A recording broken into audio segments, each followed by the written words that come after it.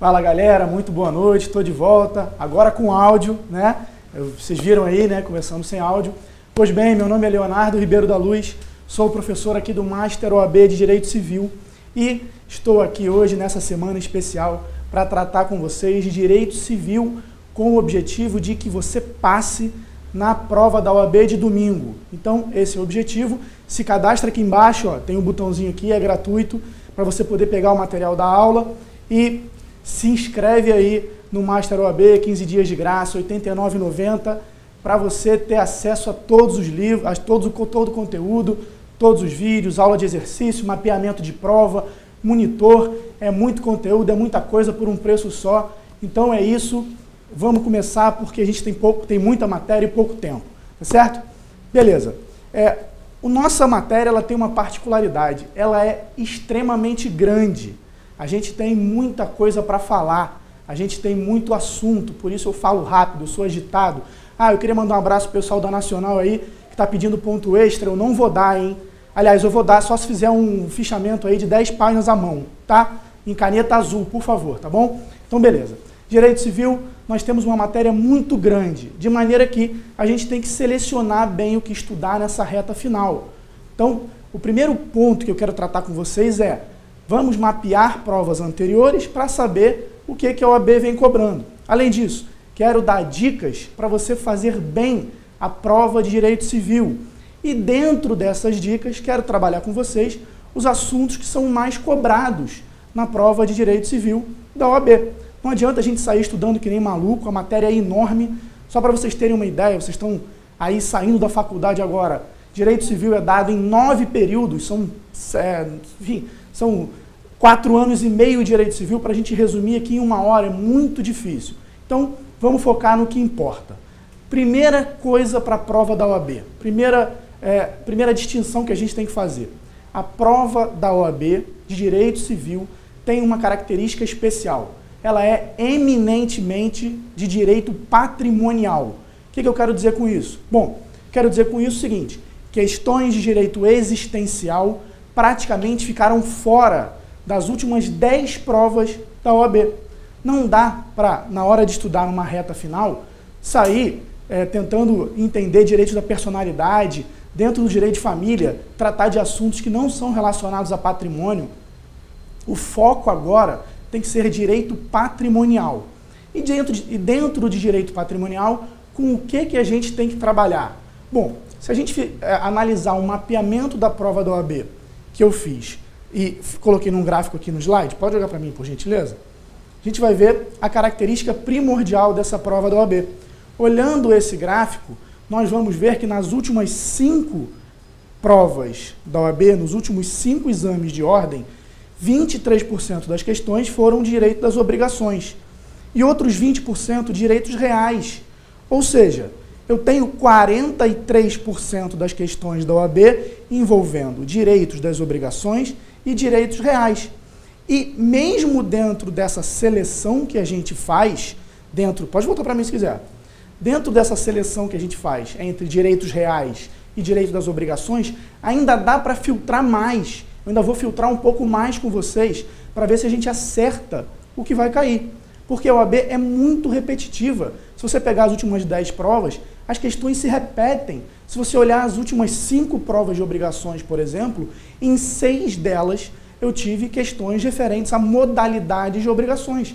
Ou seja, é um tema pequeno, relativamente fácil, e que se você estudar bem, você corre um risco bom de matar pelo menos 2 questões. Isso pode fazer uma grande diferença para você ali na frente. Então, esse é um trabalho que a gente faz aqui no Master, de mapeamento das provas, para, lógico, dentro de uma razoabilidade, a gente não tem como garantir o que vai cair nem acertar sempre, mas dentro de uma razoabilidade, a gente quase sempre vai conseguir chegar perto do que a OAB vai cobrar. Bom, antes de começar a tratar efetivamente de direito civil, eu quero dar dica de prova para vocês. Primeira coisa fundamental para fazer uma prova bem feita de direito civil. Descobrir que a prova é de direito civil. Parece óbvio, mas não é. A prova da OAB mistura uma porção de questões. Eu já vi aluno errar a questão porque não sabia da matéria que estava se tratando. Então, o primeiro ponto é identifique a matéria que você está respondendo a questão. As questões de direito civil vêm sempre nas questões de número 37 a 43. Isso é fundamental. Isso é fundamental. Se você não sabe que a questão é direito civil, você vai errar. Então, tente sempre ir identificando ao longo da prova que questão é de quê, para que você não erre.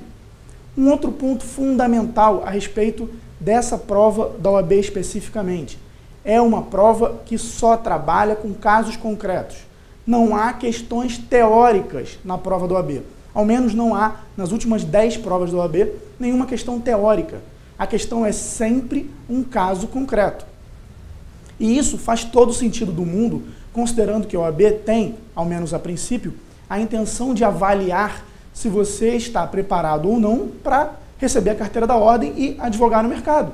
Então, é fundamental que você saiba identificar, dentro de um caso concreto, qual é a situação jurídica ali envolvida, que institutos jurídicos estão sendo cobrados. É fundamental que você possa identificar isso. Isso é de suma importância. Então, as duas primeiras coisas. Identificar que as questões são direito civil. A segunda questão, lembrar que você vai encontrar sempre casos concretos e o melhor jeito de responder caso concreto é exercitando. Faça muito exercício. Outra dica fundamental para você aprender bem direito civil. Você tem que, além de saber que a matéria é direito civil, você tem que conseguir, de imediato, encaixar aquela pergunta dentro de um tema do Código Civil.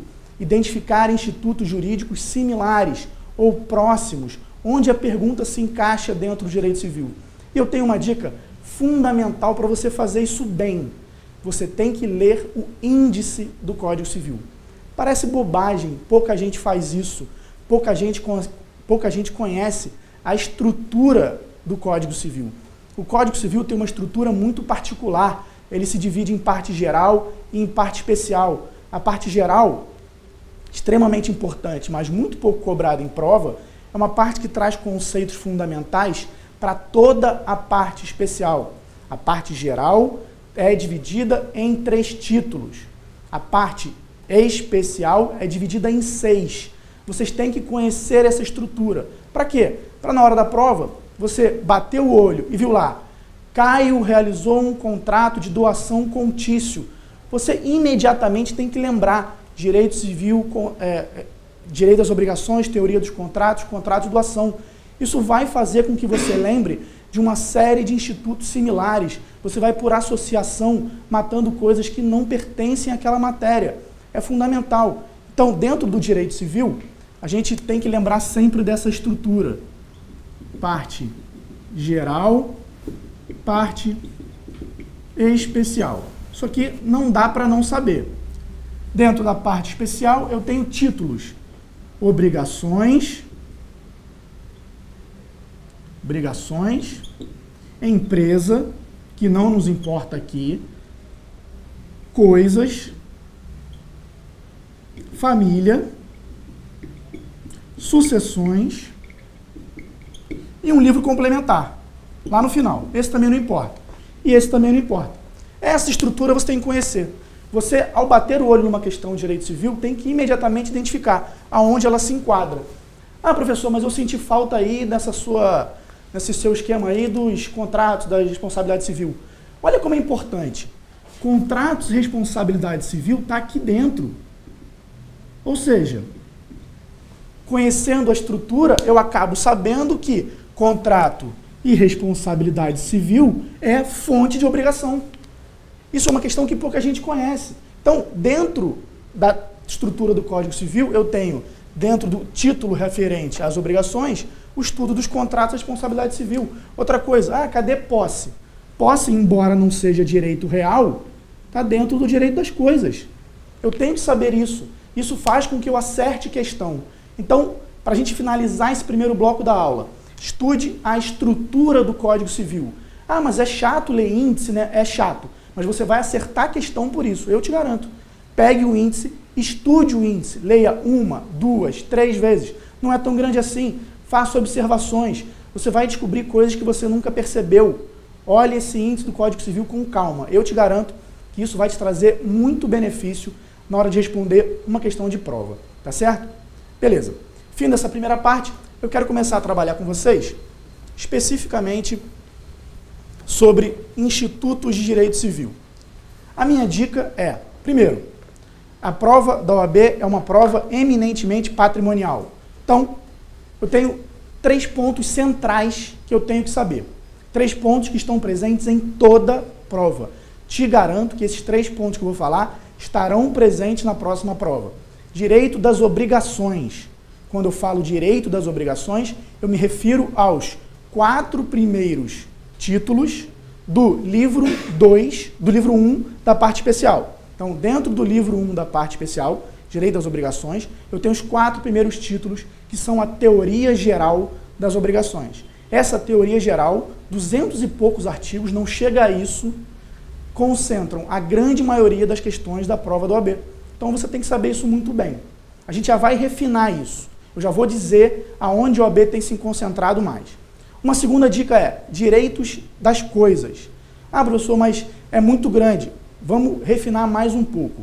A OAB tem sido insistente ao cobrar não só os direitos reais, como especificamente direitos reais sobre coisa alheia. O que eu quero dizer com isso? O estudo do direito das coisas se divide em posse e direitos reais. Ou seja, professor, você está querendo dizer que posse não é direito real? Tô. Para a grande maioria da doutrina, posse está fora dos direitos reais. E dentro dos direitos reais, eu tenho uma divisão clássica e importante. Direitos reais sobre coisa própria. E direitos reais sobre coisa alheia. Por que essa divisão? Essa divisão é importante pelo seguinte: direitos reais sobre coisa própria, eu só tenho um. É o principal deles, é a propriedade. Mas a propriedade tem sido muito pouco explorada na prova do OAB. Onde eu indicaria um reforço de estudo na parte final, agora de sua preparação, é nos direitos reais sobre coisa alheia. Por quê? Porque observando as provas passadas, ela se concentrou muito em posse e muito mais em direitos reais sobre coisa alheia. Ou seja, aqui eu tenho direitos reais sobre coisa alheia de fruição, de garantia e de aquisição. Eu tenho uma divisão clássica dentro dos direitos reais sobre coisa alheia, que divide os direitos reais em direitos reais de fruição, direitos reais de garantia e direitos reais de aquisição. Vamos começar pelos direitos reais de garantia. Anticrese, penhor e hipoteca. Anticrese, penhor e hipoteca são os direitos reais de garantia. O penhor e a hipoteca foram cobrados nas últimas provas. Pode ser que sejam de novo, mas não acredito. Acho que a tendência é a cobrança em relação a um direito de fruição ou um direito de aquisição. Dentro dos direitos de fruição, o mais comum, usufruto, servidão, uso, habitação. O direito de usufruto foi cobrado numa das últimas provas também.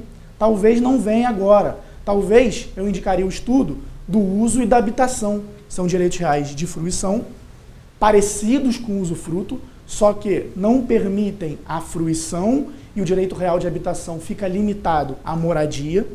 Mas me parece que há um direito real extremamente importante, extremamente prático, que eu lido todo dia na minha vida profissional e que nunca foi cobrado em prova da OAB. É o direito real de aquisição do promitente comprador. Eu, se tivesse que focar em um único ponto dentro dos direitos reais, eu focaria no estudo do direito real de aquisição do promitente comprador. Ou seja, promitente comprador e promitente vendedor estabelecem um contrato sem direito de arrependimento, no qual o promitente comprador se compromete a quitar o preço relativo a um imóvel e o promitente vendedor se compromete, no momento da quitação, a outorgar a escritura definitiva. Eu tenho um direito real de aquisição. E, uma vez registrado esse contrato de promessa de compra e venda, esse contrato de compra e venda, contrato de promessa de compra e venda, passa a ter o direito de sequela, ou seja, o promitente comprador tem o direito de perseguir a aquisição desse imóvel na mão de quem quer que esteja. Um ponto extremamente relevante, o cabimento da ação de adjudicação compulsória, ou seja, uma vez assinado o contrato de promessa de compra e venda, e aqui o ponto-chave me parece, eu acho que isso está para cair. Independentemente do registro, embora o 1417 do Código Civil diga que há exigência de registro para aquisição do direito real, independentemente do registro, diz o STJ, cabe ação de adjudicação compulsória. Ou seja, uma vez quitado o preço, e aí o comprador tem a obrigação de provar a quitação do preço, ele tem o direito de ajuizar uma ação contra o vendedor que se recusa a outorgar a escritura definitiva, ele tem o direito de ajuizar a ação de adjudicação compulsória, e o juiz, por sentença, vai suprir a vontade do vendedor. Essa sentença, uma vez registrada, funcionará como título aquisitivo. Eu acho que isso vai cair muito em breve, porque ainda não caiu. A OAB vem eliminando ponto a ponto os direitos reais sobre coisa alheia. Falta esse. Tá certo que faltam outros menos importantes, como uso e habitação, mas esse é muito importante, é muito recorrente. O nosso dia a dia, quase todas as transações imobiliárias demandam uma promessa de compra e venda, porque ninguém tem dinheiro para comprar apartamento à vista hoje. Então, em quase todas as hipóteses, eu tenho a necessidade de realizar uma promessa antes do contrato definitivo. Então, por favor, atenção nesse ponto. Outra observação que eu queria falar com vocês, mudando completamente de assunto, em relação ao direito de família e direito das sucessões. Se eu somar os dois na prova do OAB, eu tenho 37% das questões envolvendo família e sucessões. Família e sucessões juntos quase bate com obrigações e reais. E por que eu estou dizendo isso? Porque família e sucessões tem um instituto, o estudo de um instituto, que é comum aos dois e que em toda prova cai e tem gente que erra. Regimes de casamento. Não deixem de estudar regimes de casamento. São poucos artigos, são 4 regimes de casamento só, são poucas controvérsias, uma lida rápida, você mata, você compreende bem os regimes da comunhão parcial, da comunhão universal, da separação de bens, da participação final nos aquestos. Isso é extremamente importante, tanto para direito de família, quanto para direito das sucessões. Seja porque, dentro do direito das sucessões, eu tenho a ordem de vocação hereditária de acordo com o casamento, seja porque eu tenho uma série de direitos do cônjuge que dependem do regime de casamento. Então isso é indispensável. Conhecer bem, e não é difícil, é indispensável para passar na prova da OAB, tá certo? Tenho certeza, alguma questão na prova de domingo vai envolver regimes de casamento. Por favor, atenção a isso, tá? Nunca escapa disso. Agora, finalmente cheguei onde eu queria chegar. Direito das obrigações, ou, melhor dizendo, teoria geral das obrigações. O direito civil, como eu disse, se divide em parte geral e parte especial. Dentro da parte especial, o livro 1 trata de direito das obrigações. Dentro do livro 1, a teoria geral das obrigações está em 4 títulos. Modalidades de obrigações, transmissão de obrigações, pagamento e extinção das obrigações e inadimplemento obrigacional. Então, teoria geral das obrigações se resume a 4 pontos. Modalidades de obrigações, transmissão de obrigações, pagamento e extinção de obrigações e inadimplemento. Nas últimas 8 questões de prova da OAB, caíram modalidades e inadimplemento. Não caiu nada de pagamento, não caiu nada de transmissão. Transmissão é tema menos importante, porque ela fica restrito à cessão de crédito e assunção de dívida. São 2 institutos relativamente simples, então não há maiores problemas relacionados a isso.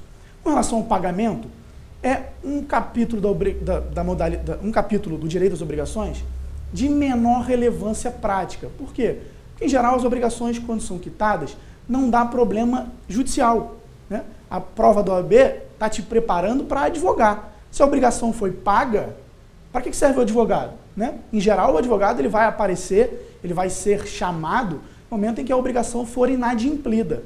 Então, a prova da OAB, por esse motivo, se concentra nos temas inadimplemento obrigacional e modalidades das obrigações. Dentro de modalidade, vem caindo toda hora obrigações alternativas, obrigações de dar coisa certa, e agora eu efetivamente vou trabalhar com vocês, primeiro, teoria do risco, e segundo, obrigações solidárias. Por quê? Porque solidariedade não cai faz tempo, e solidariedade é um tema extremamente relevante. Por isso eu quero trabalhar com vocês esses dois pontos, tá certo? Vamos lá, pode jogar para mim no slide. Como eu disse para vocês, parte especial do Código Civil, livro 1, títulos 1 a 4. Modalidades, artigos 233 a 285. Transmissão, 286 a 303. Vejam que é pequenininha a transmissão, né? Pagamento, 304 a 388. E, por fim, o inadimplemento. Dentro das modalidades de obrigações, a gente consegue relacionar uma porção de modalidades de obrigações. Eu trago aqui um esquema de fácil compreensão e eu marquei em azul aquelas que o Código Civil trata diretamente. Por quê? Porque dificilmente o Código vai tratar, o exame da OAB vai tratar alguma coisa que o Código não trata. A prova da OAB é muito em cima da legislação. É fundamental conhecer bem a legislação. Então, ao menos a princípio, eu não me dedicaria a estudar agora, nessa reta final, modalidades de obrigações não constantes do Código Civil. Eu ficaria com o estudo das obrigações de dar, fazer e não fazer, ou seja, obrigações que se dividem quanto ao objeto, e dentro das obrigações complexas, eu estudaria principalmente as obrigações alternativas, divisíveis e indivisíveis e solidárias. São essas obrigações que eu estudaria se tivesse a 2 dias da prova. Dentro das obrigações de dar, pode cortar para cá se quiser, dentro das obrigações de dar, um tema sempre recorrente, é o da chamada teoria do risco. O que eu quero dizer com teoria do risco? Teoria do risco é o seguinte, primeira observação importante, a formalização de um contrato ou de uma obrigação não transfere a propriedade da coisa. No direito brasileiro, e essa informação é indispensável, no direito brasileiro, a propriedade das coisas só se transfere se for coisa móvel por tradição, se for coisa imóvel por registro. Então, a alienação das coisas móveis, a propriedade se transfere com a efetiva tradição, com a efetiva entrega. Dentro do contexto de coisas imóveis, a transmissão de propriedade se dá com o registro. São as formas tradicionais de transferência de propriedade no direito brasileiro.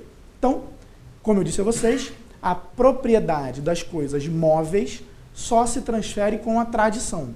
Porém, eu posso ter, e geralmente tenho, um lapso temporal entre a formalização de um contrato e a efetiva entrega da coisa.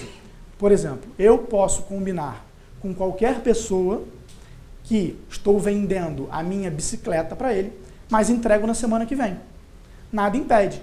No momento em que eu assino um contrato de compra e venda da minha bicicleta, nós temos uma obrigação formalizada. Nós temos o surgimento de uma relação obrigacional. Por outro lado, quando eu pactuo a entrega desse objeto daqui a uma semana, eu tenho um lapso temporal em que a obrigação vigora, porém a propriedade da bicicleta ainda é minha. Como eu disse a vocês, eu só vou transferir a propriedade no momento da entrega. Isso é muito relevante, porque fora do Brasil, especialmente em alguns outros sistemas jurídicos, o contrato já transfere propriedade. Aqui no Brasil, não. Então, dentro da ideia de teoria do risco, a hipótese é a seguinte: se entre o momento, deixa eu apagar isso aqui, se entre o momento da formalização de um contrato e o momento da efetiva entrega, então, aqui eu fiz o contrato, aqui eu formalizei uma obrigação, eu só vou entregar aqui. Se nesse momento aqui o objeto se perder ou se deteriorar, quais as consequências para essa relação obrigacional? A teoria do risco se resume a isso. Eu vendi alguma coisa, ainda não entreguei e a coisa se perdeu. A isso se resume a teoria do risco. Isso cai toda hora em prova. Eu costumo dizer que esse assunto é um assunto que, se você tentar decorar as regras, ele é muito difícil. Se você entender o que está por trás das regras, ele é muito fácil. Vamos tentar entender o que está por trás das regras. Primeira observação. A coisa perece para o dono. Essa regra é fundamental. Ela tem um correspondente em latim. Res perit domino. Por que isso é fundamental de entender? Pelo seguinte, durante esse lapso temporal, o vendedor da minha bicicleta, no nosso exemplo, ainda é dono. Ou seja, havendo a perda ou a deterioração da coisa, quem sofre as consequências é ele. É fundamental entender isso. A coisa perece para o dono. Se o nosso vendedor ainda é dono e houver a perda ou perecimento do bem, é ele que sofre as consequências. A segunda observação importante: o culpado responde por perdas e danos. Ou seja, se o nosso contratante, vendedor, der causa com culpa à deterioração do objeto, ele responderá pelas perdas e danos. Terceira observação fundamental: se eu estou falando em perda, eu estou falando em extinção do objeto. Se eu estou falando em deterioração, o objeto ainda existe, porém com avarias. Se eu tenho a extinção do objeto, se a bicicleta incendiou, acabou, não existe mais bicicleta, o nosso credor, comprador da bicicleta, não tem nenhuma opção a escolher. Se eu tenho, por outro lado, a deterioração, eu tenho uma avaria, mas eu ainda tenho o direito de escolha. Então, o nosso credor ainda tem a possibilidade de aceitar, mesmo com algum defeito. Beleza. Feitas essas três observações, a gente começa a tratar efetivamente de teoria do risco. Artigo 233 ainda não tem a ver com a teoria do risco, mas ele é fundamental porque ele faz a introdução à obrigação de dar. A obrigação de dar coisa certa abrange acessórios, embora não mencionados, salvo se o contrário resultar do título ou das circunstâncias do caso. É o chamado princípio da gravitação jurídica, aquela ideia central, conhecida de todo mundo, de que o acessório segue o principal, salvo se houver disposição em contrário. Pode jogar no slide para mim, por gentileza. Então, artigo 233 trata do princípio da gravitação jurídica. Agora começa a teoria do risco. 234. Se no caso do artigo antecedente, ou seja, obrigação de dar coisa certa, a coisa se perder, então, se a coisa se perdeu, eu não tenho nenhuma opção. Sem culpa do devedor, então, se eu não tenho culpa do devedor, ele não responde por perdas e danos. Antes da tradição, bom, se é antes da tradição, o vendedor ainda é o dono. Ou pendente condição suspensiva, idem, fica resolvida a obrigação para ambas as partes. Então, a primeira parte do 234 trata de perda sem culpa antes da tradição. A consequência é, fica resolvida a obrigação para ambas as partes. Ou seja, as partes retornam ao status quo. As partes retornam ao status anterior à fixação da obrigação. Por outro lado, 234, se a perda resultar de culpa do devedor, responderá a este pelo equivalente mais perdas e danos. Então, só para a gente jogar aqui no quadro. Primeira hipótese do 234. O objeto se perdeu, não tinha culpa. Não tendo culpa, não se responde por perdas e danos. Sendo perda, eu tenho extinção da obrigação. Nesse caso, a obrigação se resolve para ambas as partes e as partes retornam ao status quo, como se a obrigação nunca tivesse acontecido. Já na parte final do 234, vejam bem, se a coisa se perde, e aí eu tenho a sua extinção, mas com culpa, o culpado responde pelas perdas e danos. Ou seja, ele vai responder pelo valor que ele já recebeu, vendendo a bicicleta no nosso exemplo concreto, e mais perdas e danos que ele causar. E aí eu dependo de prova no caso concreto. Vamos para a hipótese seguinte, 235. Deteriorada a coisa. Bom, se eu tenho deterioração, eu não tenho a extinção do objeto. O objeto, se, enfim, houve ali algum vício, enfim, o objeto ficou prejudicado, ficou amassado, sei lá, quebrou, mas não se extinguiu totalmente.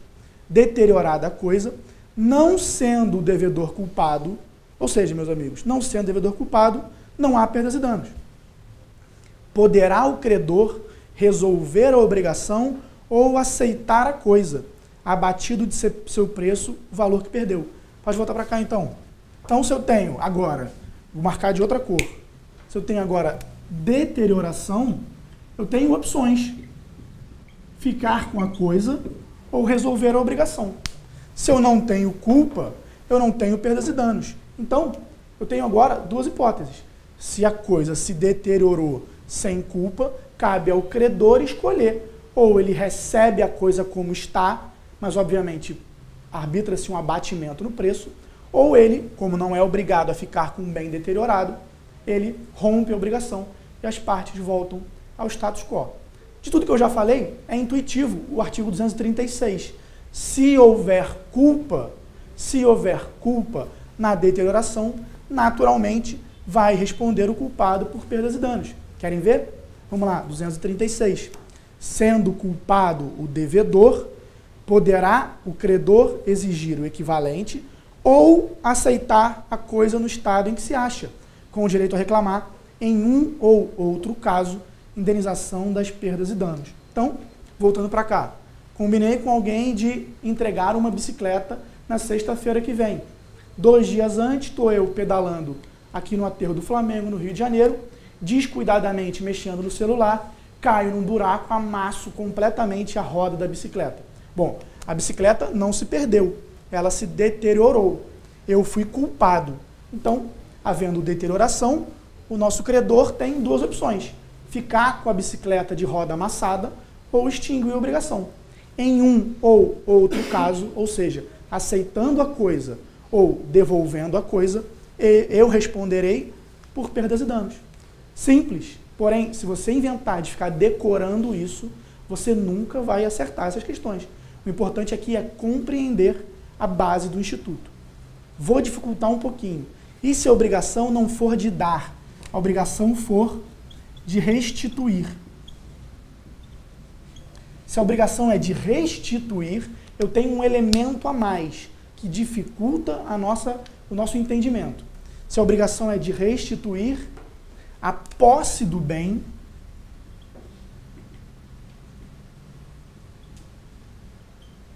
está com quem não é dono.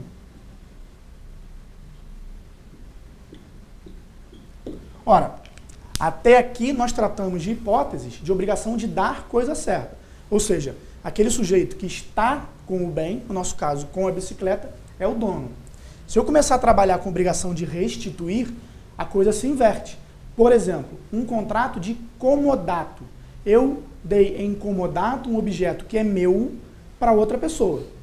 Eu emprestei, por exemplo, um quadro meu, do meu acervo, para alguém que vai usar numa exposição. Eu sou o dono. O comodatário tem uma obrigação de restituir coisa certa. Então, lembra da ideia do res perit domino? Da coisa perece para o dono? Se a coisa perece na mão dele agora, quem sofre a perda é o dono, que nesse caso sou eu. Então vejam como a situação se inverte, os polos se invertem. Aquele que está na posse do bem não é mais dono, tá certo? Vamos ver como o código trata essas hipóteses. 238. Se a obrigação for de restituir coisa certa, vamos imaginar o nosso contrato de comodato de um quadro. E esta a coisa certa, o quadro, sem culpa do devedor, se perder antes da tradição, sofrerá o credor a perda, e a obrigação se resolverá, ressalvados os seus direitos até o dia da perda. Pois bem, hipótese dramática, né? Eu aluguei ou emprestei alguma coisa para alguém. Esse alguém tem o dever de me restituir. Se a coisa se perde na mão dessa pessoa, e essa pessoa não tem culpa, quem sofre a perda é o dono, que nesse caso, infelizmente, sou eu. Então, eu me dei mal, emprestei o quadro para uma exposição, houve, uma catástrofe, uma chuva torrencial, a água inundou o local da exposição e meu quadro se perdeu. Não havendo culpa, a coisa perece para o dono sem perdas e danos. Ou seja, eu sofrerei a perda do bem. Por outro lado, vamos ao 239. Se a coisa se perder por culpa, responderá pelo equivalente, se a coisa se perder por culpa do devedor, responderá este pelo equivalente, mais perdas e danos. Então, voltando para cá, se essa coisa certa a ser restituída, no nosso exemplo concreto, um quadro, se esse quadro a ser restituído se perde na mão do comodatário ou do locatário com culpa, eles vão responder pelo valor do objeto mais perdas e danos. Então, digamos que esse objeto, por exemplo, fosse uma fonte de lucro para mim, que eu dali extraísse algum tipo de dinheiro, de algum tipo de benefício. Esse devedor, culpado pela perda do bem que eu emprestei ou que eu aluguei para ele, responderá pelo equivalente, que é o preço da coisa, mais as perdas e danos. Perdas e danos, danos emergentes e lucros cessantes. Tá certo? Então, a hipótese é diferente. Agora, eu vou receber perdas e danos por isso. Um último artigo importante a respeito desse tema. Se a coisa restituível se deteriorar sem culpa do devedor, recebê-la-á tal qual se ache, sem direito à indenização. Se por culpa do devedor, observar-se-á o disposto no artigo 239. A hipótese agora é o seguinte, pode voltar para cá. O nosso quadro, do nosso exemplo, se perdeu, deteriorou, sem culpa. Ou seja, ele teve lá um rasgo na tela. Ele ainda existe, ele ainda está lá, eu ainda tenho como recebê-lo, mas com uma deterioração. Nesse caso, não havendo culpa do devedor, não há perdas e danos. Ou seja, cabe exclusivamente ao credor, ou seja, ao dono do bem a ser restituído, recebê-lo no estado em que se encontre. Até aqui, tudo bem. O problema está na parte final. A parte final diz, se por culpa do devedor, observar-se-á o disposto no artigo 239. Repito, se por culpa do devedor, observar-se-á o disposto no artigo 239. Aqui temos um problema grave. O legislador aparentemente se equivocou. Quando ele quis dizer 236, ele escreveu 239. Porque as hipóteses do 239 não se amoldam à hipótese fática do 240. Vejam bem, no 240, estamos tratando de bem a ser restituído que deteriorou com culpa. Ou seja, eu tenho duas possibilidades para o credor. Só que ele fala, observar-se-á o disposto no 239. E o 239 diz, se a coisa se perder, responderá pelo equivalente mais perdas e danos. Ué, e a opção que o credor tem, no caso eu, de receber o meu quadro avariado ou não? Essa opção está no 236. Então, fica muito claro, quando o legislador escreveu o 239, ele quis dizer 236, porque o 236 permite ao credor receber a coisa avariada.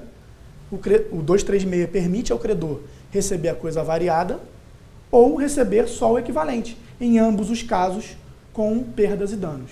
Tá certo? Então, isso é, de certa forma, fácil, o esquema está no quadro, coisa perece para o dono, o culpado responde por perdas e danos, logo o inocente não responde por perdas e danos. É muito comum cair na prova, né? Fulano agindo de forma imprudente, o que a questão vai querer te dizer é, ele estava com culpa, ele responde por perdas e danos. Ou, fulano dirigindo prudentemente, estava no sinal parado e o carro foi abalroado por um caminhão. O cara estava agindo sem culpa, logo ele não responde por perdas e danos. É isso que a questão quer de você. Esses pouquíssimos artigos, que tratamos aqui em menos de 15 minutos, resolvem questões que parecem muito complexas, se você tentar ficar decorando os dispositivos. Tá certo? Bom, Eu tratei aqui de obrigações de dar coisa certa, a gente teria muita coisa para falar sobre obrigação ainda. Eu não sei se eu continuo falando de obrigações solidárias, eu acho que eu vou abrir para as perguntas aí que tiverem. Tem alguma? Temos duas perguntas. A Juliana, ela está perguntando se a fiança ela pode ser prestada sem autorização do cônjuge, mesmo se o regime for de separação absoluta. Pode. Nesse caso, sim. Havendo regime de casamento de separação absoluta, o cônjuge tem a possibilidade de prestar fiança. O Ícaro, ele perguntou se o compromisso de compra e venda registrado no oficial do registro de imóveis transfere a propriedade. Não, de maneira nenhuma. Vamos recapitular isso aqui. O compromisso de compra e venda é o seguinte: quando o comprador quer comprar, mas não tem dinheiro para pagar tudo, o vendedor quer vender, mas não tem segurança de transferir propriedade antes de receber tudo. Então vamos lá. Eu quero comprar um imóvel que custa R$500 mil. Eu quero comprar um imóvel que custa R$500 mil. Não tenho R$500 mil na mão. Vou pagar em 50 parcelas. É lógico que esse vendedor vai ficar reticente de me passar a propriedade do bem. Olha, você só vai quitar daqui a 50 meses, como é que eu vou transferir propriedade para você? Isso é muito drástico. Vamos fazer um contrato aqui que garanta os dois. Esse contrato é o contrato de promessa de compra e venda. Ou seja, ficam ambas as partes garantidas. Por quê? Porque o promitente comprador, quando faz uma promessa de compra e venda que não tenha direito de arrependimento, ele poderá, no futuro, ter o direito garantido, uma vez quitado o preço, de transferir a propriedade para si. Essa propriedade só vai ser transferida quando houver o registro do título. Ou seja, vamos fazer uma linha do tempo para entender isso melhor.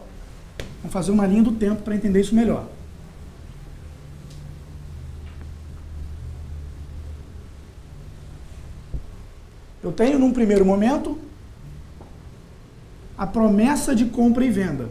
Ou seja, promitente comprador e promitente vendedor se acertam e pactuam um pagamento em 50 vezes de R$10 mil. O promitente comprador vai pagar em 50 parcelas, o promitente vendedor vai receber em 50 parcelas. Aqui na última parcela, uma vez quitado o preço, o promitente vendedor vai ter a obrigação de assinar a escritura definitiva. Ou seja, temos um lapso temporal de 50 meses em que, embora o promitente comprador esteja na posse do imóvel, o imóvel ainda pertence ao promitente vendedor. É fundamental frisar mais uma vez: o que transfere propriedade imóvel no direito brasileiro, em regra, é o registro. Então, ultrapassados os 50 meses, quitado o preço, aí o promitente vendedor e o promitente comprador vão assinar no cartório. O artigo 108 do Código Civil exige instrumento público para compra, venda, modificação, renúncia de direitos sobre bens imóveis acima de 30 salários. Então, eu tenho o dever de assinar uma escritura definitiva. Então, uma vez promitente comprador e promitente vendedor assinando a escritura definitiva, ainda assim não terei transmissão de propriedade. Essa escritura definitiva vai ser levada ao RGI e, uma vez registrada na matrícula do imóvel, a compra e venda feita entre promitente vendedor e promitente comprador, que agora viraram comprador e vendedor, uma vez registrado esse documento, aí sim eu tenho a transferência de propriedade. Então, são 3 momentos diferentes. O primeiro, promessa de compra e venda. Se essa promessa de compra e venda, que é por instrumento público ou por instrumento particular, se essa promessa de compra e venda for levada a registro na matrícula do imóvel, ela concede ao promitente comprador um direito real de aquisição. Ou seja, o promitente comprador vai ter direito real de aquisição. Não tem propriedade. O direito do promitente comprador é direito de aquisição e não de propriedade. A propriedade ainda é do promitente vendedor. Ok? Esse primeiro momento leva a um segundo. Uma vez quitado o preço, as partes assinam a escritura definitiva. Esse segundo momento leva a um terceiro, o registro da escritura definitiva na matrícula do imóvel.